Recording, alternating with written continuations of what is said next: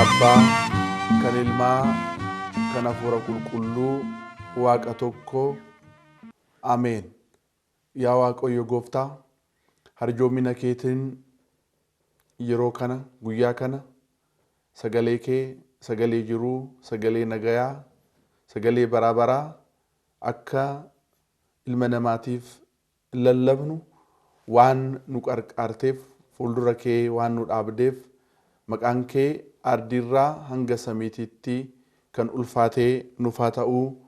Ameen. Kabajamtoota maatii Waaqayyoo, biyya keessas ta'ee biyya alaa ta'uudhaan sagalee Waaqayyoo dhaggeeffachaa jirtan, harjoomni Sillaasee waadaa fi kadhaan qulqulleettii Dubroo Maariyaamii, eegumsii fi qarqaarri qulqulloota ergamtootaa, eebbi abboota keenyaa bakka jirrutti nu faana haa ta'uu.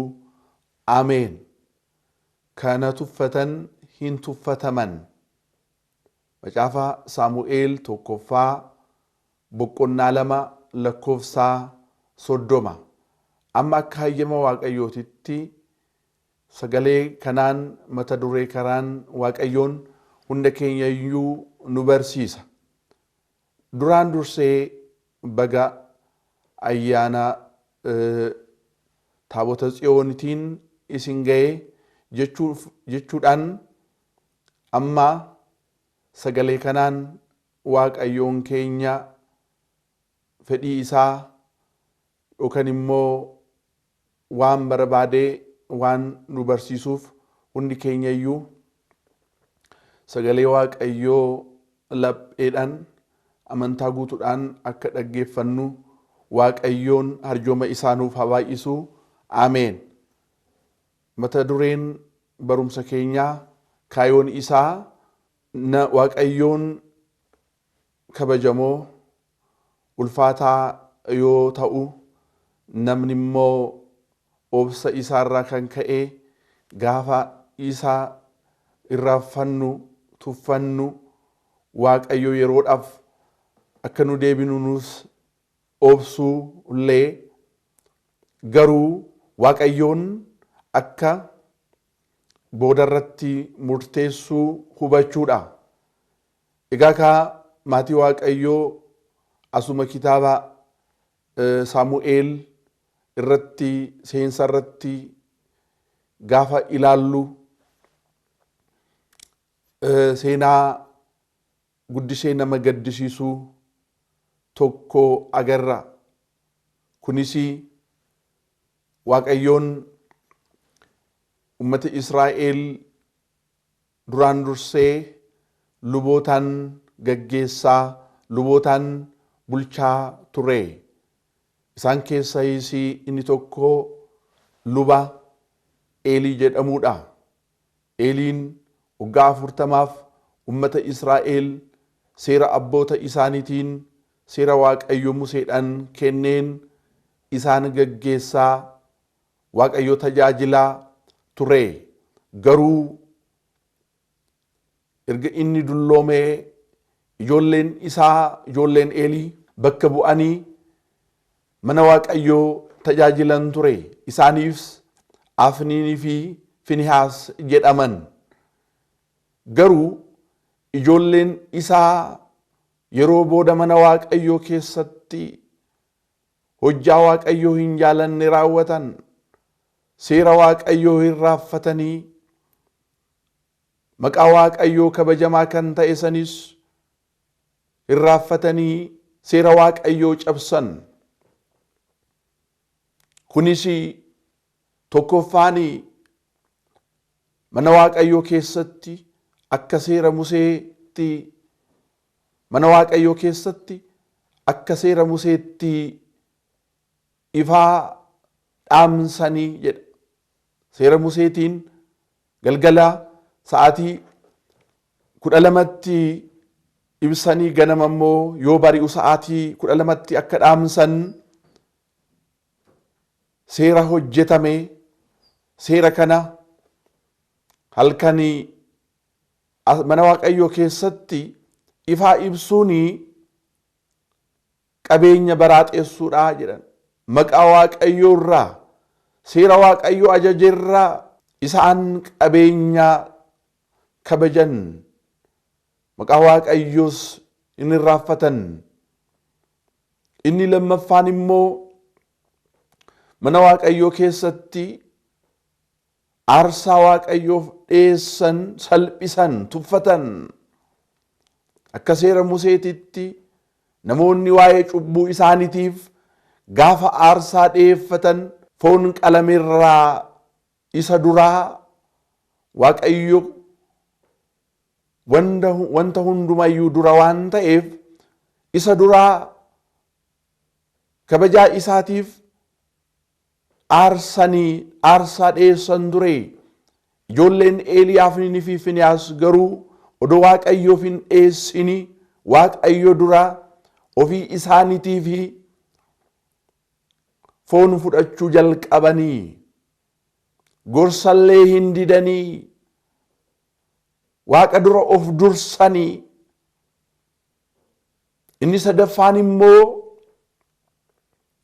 mana dubartoonni Israa'el waaqeffannaadhaaf gara godoo walgahii kan dhufan isaaniidhaaf isaan sanniin kabajaarraa isaan salphisan jedha. Isaan hojjaa sukkunneessaa irratti hojjetan, hojjaa sagaagalummaa isaan irratti hojjetan jedha. Tuffiidhaan mana waaqayyoo keessatti cubbuu gurguddaa kana raawwatan, seera waaqayyoo cabsan, waadaa waaqayyoo abboota isaaniitiif kenne ummata san faana ta'uuf diina isaaniif salphisuudhaaf isaan immoo nagayaan gammachuudhaan ulfinaan isaan jiraachisuudhaaf waadaa waaqayyoo isaaniif gale seera waaqayyoo tuffatan jedha. Ijoolleen Eelii abbaan isaanii Eeliinis gaafa dadhabbinna ijoollee isaa dhaga'u suuta jedhee jedha. Ijoollee isaa gorsee akka gaabbii galan, akka seera waaqayyoo kabajan raawwatan godhu odoo qabu yoo isaan didanis akka balaan ummata Israa'el ittiin dhufne ummanni Israa'el adabbiin waaqayyoo akka isa hin dhiphisne mataa isa gadi hin qabachiifne kabajaa waaqayyootiif waa'ee ummataatiif ijoollee isaa gorsuu odoo qabu suuta jedhee irrincicee jedha. Har'allee bara kanarratti wanti baay'een lafa kanarratti wanti mataa gadi nama qabachiisu, wanti nama sodaachisu keessumattu mana qulqullummaa kiristaanummaa yookaan immoo ummata kiristaanaa irratti wanti hamaan har'a mul'achaa jira. Martinuu mataa gadi qabannee jirra. Kanaaf bara kana irratti illee seerri waaqayyoo odoo cabaa jiru, waaqeffannaan waaqayyoo tuffatame, seerri waaqayyoo cabee, waaqeffannaan waaqayyoo abbaa dhabee odoo jiruu tajaajiltoonni yookaan immoo lallabdoonni luboonni bara kanarra jiranillee har'a akkuma Eelii suuta jechaa jirra. Suuta jedhamaa jira. Balaa kanarraan kan ka'e har'a mallattoon guguddaan diina duratti rukutamuun, salphachuun, mataa gadi qabachuun baay'atee jira. Abbaan isaanii Eeliin suuta jedhee hin cal'ise. Waaqayyo gaafa gana isuma mucaa daa'ima Saamu'eel jedhamu isa uffata baftaa eefuud jedhamu uffatee isa duratti waaqayyo tajaajilu hojjaa waaqayyo hojjeta jedha kitaabni. Saamu'eel luba Eelii duratti hojjaa waaqayyo jedha. Har'a mana waaqayyoo keessatti hojjaa waaqayyo, tajaajilaan hojjaa waaqayyo hojjetu, lallabaan hojjaa waaqayyo hojjetu kiristaanni hojjaa waaqayyoo hojjetu meeqadha? Inni garuu hojjaa waaqayyoo hojjeta jedha. Waaqayyo gaafa tokko halkaniin ka'ee Saamu'eel Saamu'eel Saamu'eel jedhee waame. Inni sana dura sagalee waaqayyoo dhagahee waamicha waaqayyoo waan hin beekneef gara Eelitti fiigee gara lubicha Eelii, ani sin waamne deebi'ii ciisi jedhee. Ammallee lammata waame waaqayyoon Saamu'eel Saamu'eel Saamu'eel jedhee deebi'ii ciisi jedheen. Yeroo lammaffaa waaqayyo akka isa waame hubate, yoo sadaffaa si waame garbichi kee nan dhagayaa ati dubbadhu jedheen. Waaqayyo gizee sadaffaadhaaf Saamu'eel Saamu'eel Saamu'eel jedhee waame. Gaafa kana Saamu'eel, ani garbichi kee nan dhagayaa ati dubbadhu. Waaqayyo dubbachuu hin dhiifne. Waaqayyo nusi maatiin keenyas akka gaabbii gallu waaqayyo waamu har'allee hin dhiifne. Waaqayyo dubbachuu har'allee hin dhiifne. Garuu meeqa keenyatu akka Saamu'eel amantaadhaan uffata amantaa uffannee waaqayyoof rifannee muddamnee kan awwaachaa jirru meeqadha? Waaqayyo har'allee akkuma kaleessan hin callifne. Waaqayyo yoomiyyuu hin callisu. Waa'ee kabajaa isaatiif waaqayyo hin dubbata, hin callisu. Waa'ee ummata badaniitiif hin dubbata, hin callisu waaqayyoon. Cubbuu keenyarraa akka gaabbii gallu waaqayyo har'allee hin dubbata. Garuu kan awwaatu hin jiru. Inni garuu dubbadhu jedheeni wanta gurraa lama ilma namaa gurra namaa duuchuu nan dubbadhaa jedheen, sittan himaa jedheen. Waa'ee mana cubbuu Eelii nan dubbadha jedhee waaqayyo tokkoon ijoolleen Eelii akka seera isaa cabsan waaqayyoos seera isaatirraan kan ka'e akka itti dheekkame, abbaan isaanillee isaan gorsuu dhiisee isaan deebisuu dhiisee waan cal'iseef waaqayyo akka isaan itti dheekkame Saamu'eelitti hime.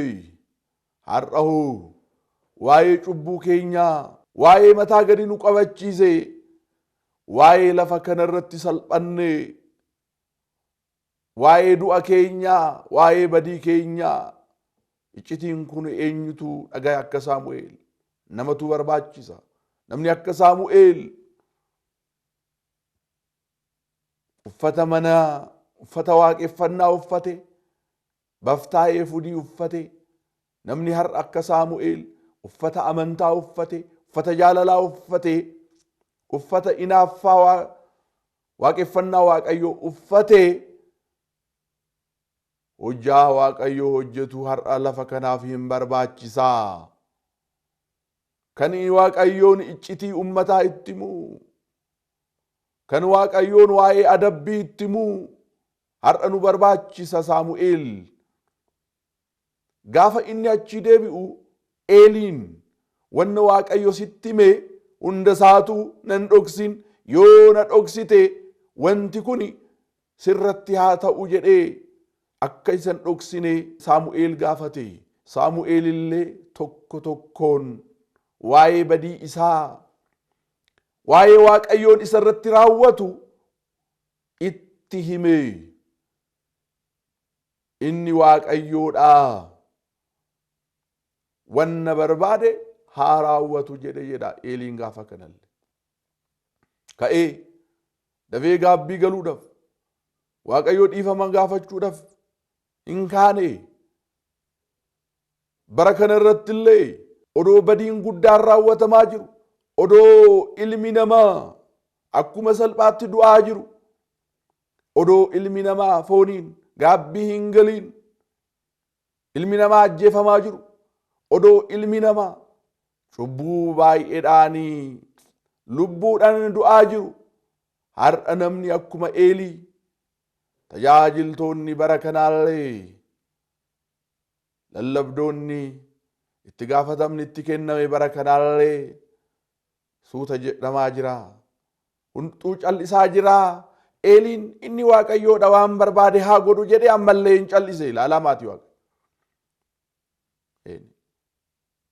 Gara ijoollee isaa deemee waaqayyo waan hamaa adabbii fiduudhaaf gaabbii galaa inni abbaa dhiifamaati hin jenne inni illee gadi hin jenne waan barbaadu haa godhu haa raawwatu jedhee inni immoo waaqayyo waan hin raawwanne ka hin dubbanne waan dubbatees ka hin dhiifne dubbii isaatiif amanamaa waaqa dhugaa waan ta'eefi isaan irratti ummata isa hin beekne ummata Filisxeem isa waaqa tolfamaa Daagon jedhamu waaqeffatan jilbiiffatan warra Elofilaawiyaan jedhamu diinummaadhaan isaan irratti kakaase isaan meeshaa godhate isaan irratti ka'e. Maatii waaqayyoo gaafa nuyi isa hirraanfannu gaafa nuyi maqaa isaa hirraanfannu gaafa nuyi inni odoo nutti dubbatu awwaachuu dinnu waaqni diinota isaa diina keenya godhee nurratti kaasa meeshaa godhatee dhufa. Yeroo tokko tokko namoonni waaqattiin amanne waaqattiin abdanne namoonni meeshaa ittiin nama ajjeesanitti abdatan maaliif nu ajjeesanii maaliif immoo warri kuwwan maalurraan orgine maanuun eegne jenneeti dinqisiifanna. Garuu gaafa waaqayyo harka diinaa meeshaa godhatee dhufee namni dhaabu hin jiru irratti kakaase. Manni Israa'el Ebenezer iddoo jedhamutti diinota isaan wal qunnaman ummanni Israa'el diinota isaanii duratti rukutamanii gaafa kana namni 4,000 du'e jedha kufe jedha. Ay kana booda humni waaqayyo akka nu qarqaaru taabonni waaqayyo taabonni kakuu akka nu qarqaaru taabonni kakuu waaqayyo taabonni Tsiyoon nu haa dhuftu jedhanii isaanis luboonni kabajaniit gara iddoo dirree waraanatitti bahan. Gaafa kana warri Filisxeemotaa waca Israa'elootaa dhagayanii waaqni Ibraawiyaan waaqni Ibrootaa Israa'elootaa dhufee wayyoo wayyoo jedhaniiti kabajaa kennan jedha.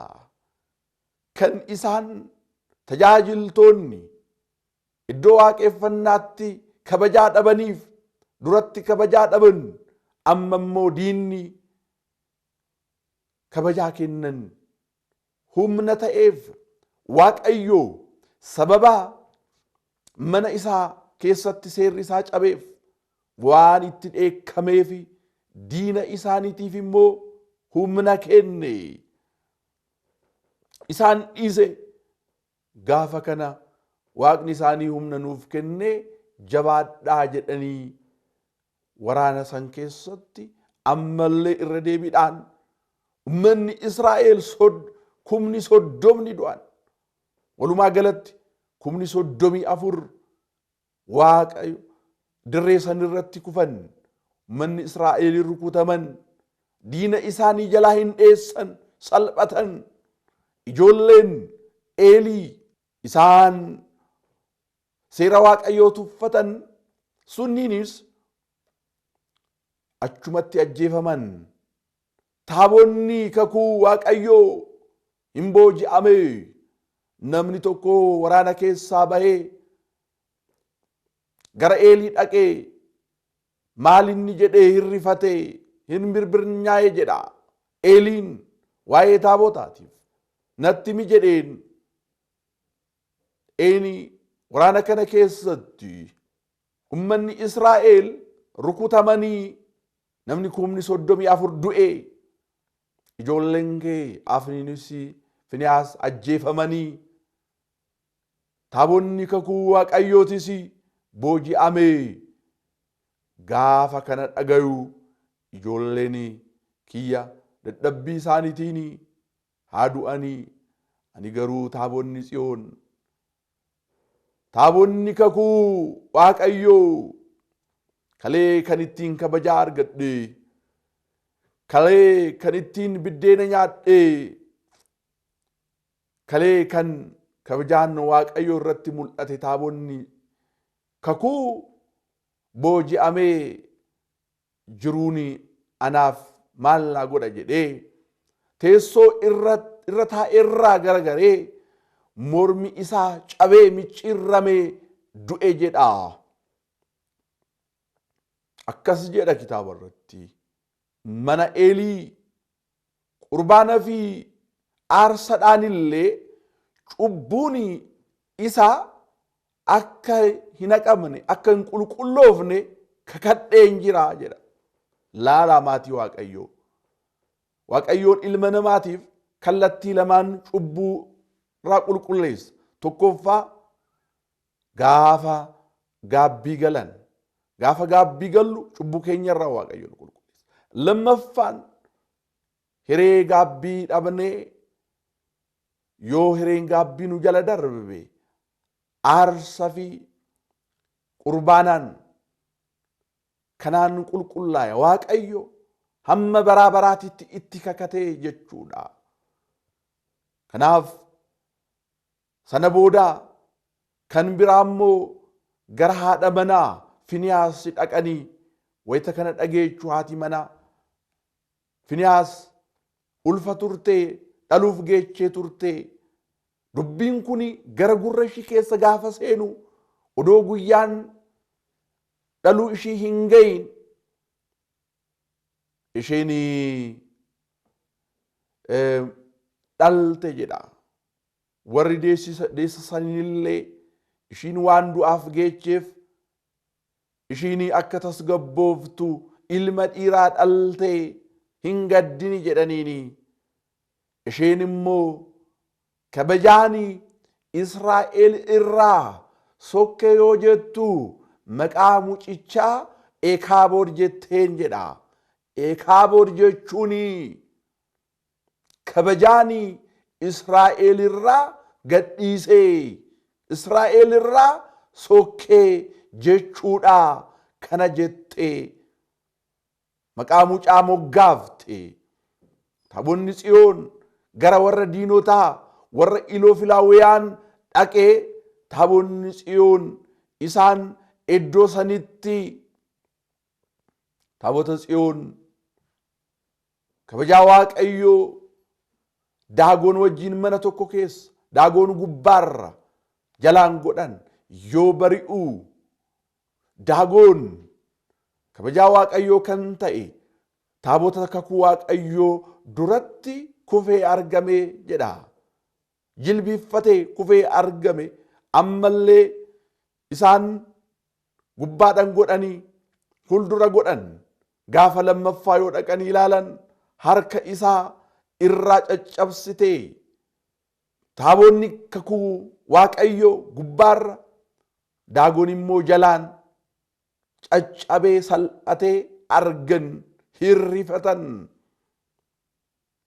Ergasiin immoo ummata san Waaqayyoon cittoodhaan rukutee jedha.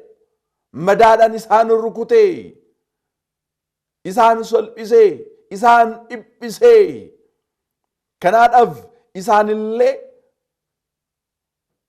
taabotni kakuu Waaqayyoo gara dhufteetti haa deebifnu jedhanii iddoo adda addaatitti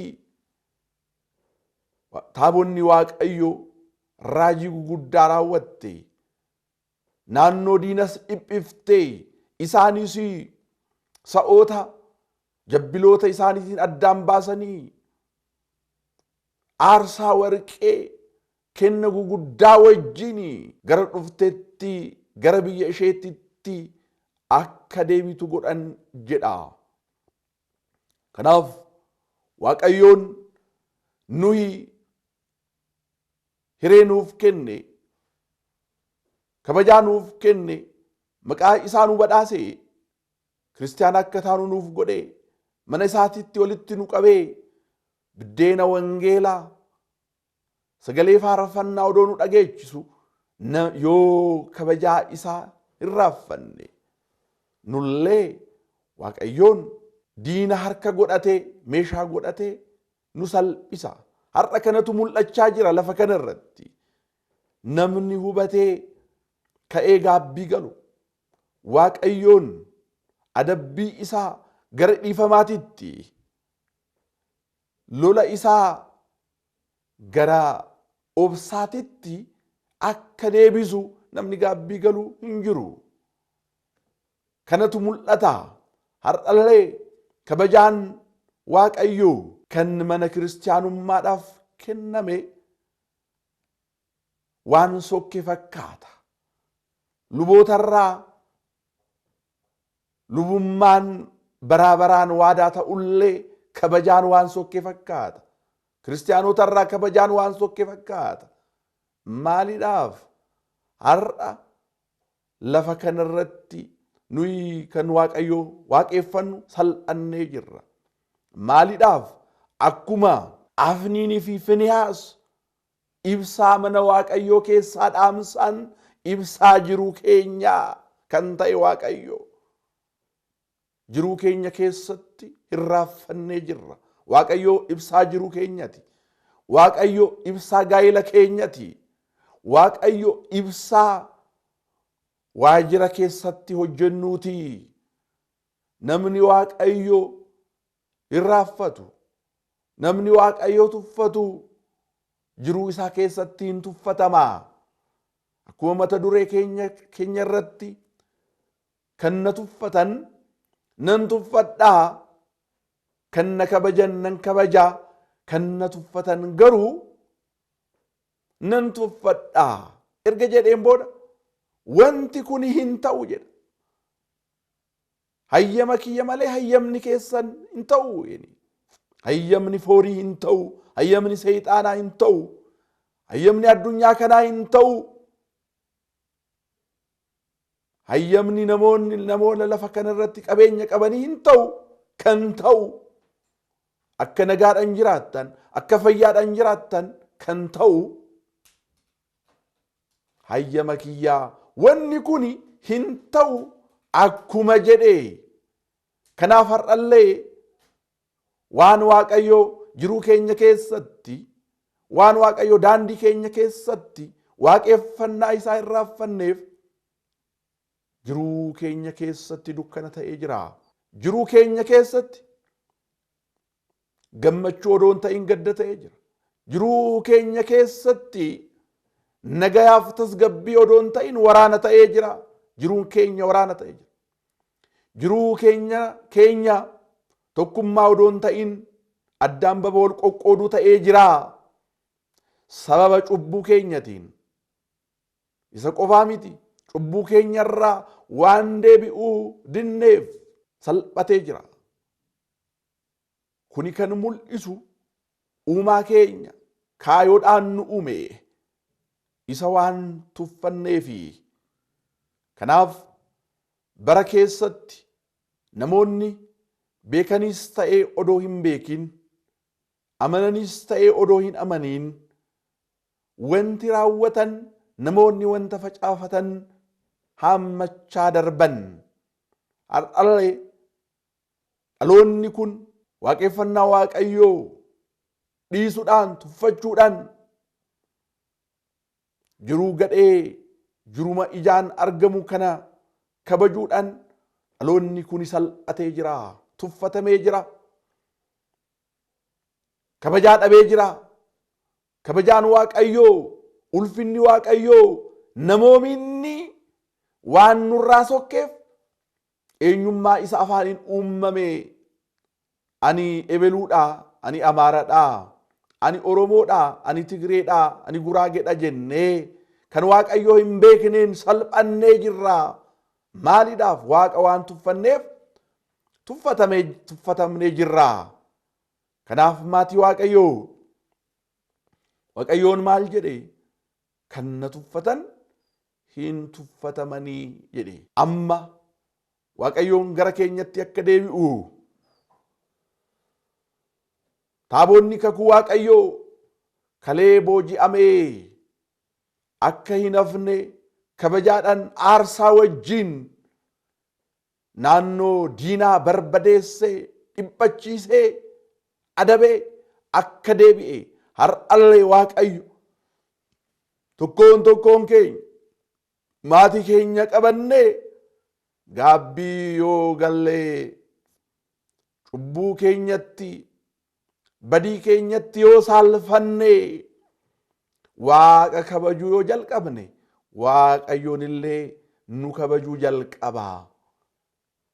Waaqan ala kan nama kabajuu hin jiru. Kabajaan namaa ganama yoo ta'e guyyaa hin jiru. Guyyaa yoo ta'e immoo galgala hin jiru. Maaliidhaaf?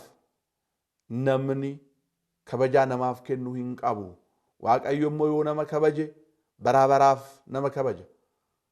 Kanaadhaaf salphina kana keessaa mataa gannu qabachiise kana mataa keenya akka ol qabannu maatii waaqayyoo yeroo kana keessattuu soomii kana soomii raajeessitootaa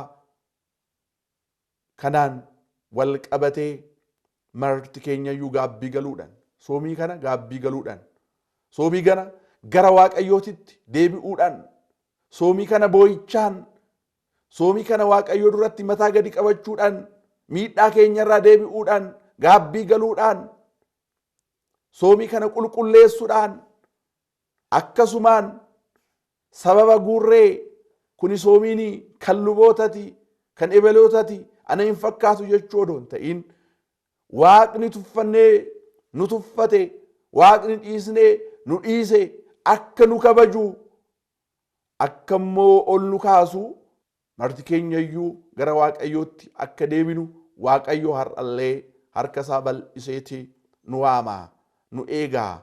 Inni abbaa dhiifamaati. Yeroo kanas akka kitaaba qulqulluutti waaqayyo kan nuuf kenne akka nu gaabbii gallee qalbii jijjiirrannee gara isaatti deebinuufi malee akka cubbuu keenyan itti fufnu itti hammaannu badiin keenya akka hammaatu hamma du'aatitti akka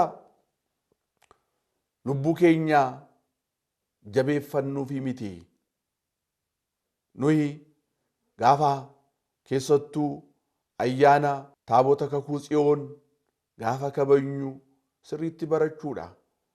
Seenaa dhaggeeffatanii cal'isuu odoo hin ta'in, seenaa dinqisiifachuu odoo hin ta'in, ani maal keessan jira, ani hoo waaqa duratti jiruu kiyyaan, gaa'ela kiyyaan, hiriyaa kiyya wajjiin, gaa'ela kiyya wajjiin waaqaa kabajee jira, seera waaqaa raawwadhee jira jennee nuyi amma barannee waaqayyoon dhiifamaan gara biyya keenya gara biyya Itoophiyaatti gara amantaa keenya qulqulleetti tawaahidootti waaqayyo nu faana ta'ee warri dukkana keessa jiran cuubbadhaan, warri waakkii fi shakkii keessa jiran amanuudhaan, warri akkanumaan maqumaan deddeebinu mana waaqayyoo keessatti kiristaanummaadhaan amanuu hojjaatti deebinee waaqayyo gara keenya deebi'ee nu hundi keenya iyyuu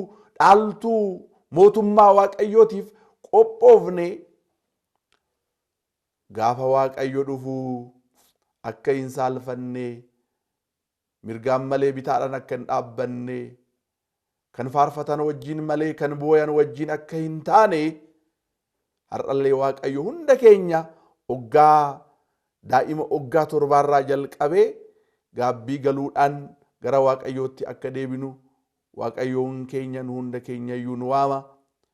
Nu hunduyyuu akkuma ilma Hannaa akkuma Saamu'eel sanii waamicha Waaqayyoo kana awwaanne nu garbicha keetii nu garbicha cubbuutii miti garbicha maallaqaatii miti garbicha sagaagalummaati miti garbicha amiitii miti nu garbicha keetii ati nutti dubbadhu jennee yoo gurra keenya bal'ifne Waaqayyo dubbii isaa nama qabbaneessu dubbii isaa fayyina nagaya namaaf kennu lubbuu keenya keessatti nuuf guutaa egaa abbaan keenya Waaqayyoon harjooma isaa nuuf baay'isee akka gara isaatitti deebinnee dhaaltuu mootummaa isaatiif qophoofnu inni nuuf haa qarqaaru harjoomni Sillaasee kadhaafii waadaan qulqulleetti dubroo Maariyaamii eegumsii fi qarqaarri qulqulloota ergamtootaa eebbi abboota keenyaa nu faana haa ta'u ameen.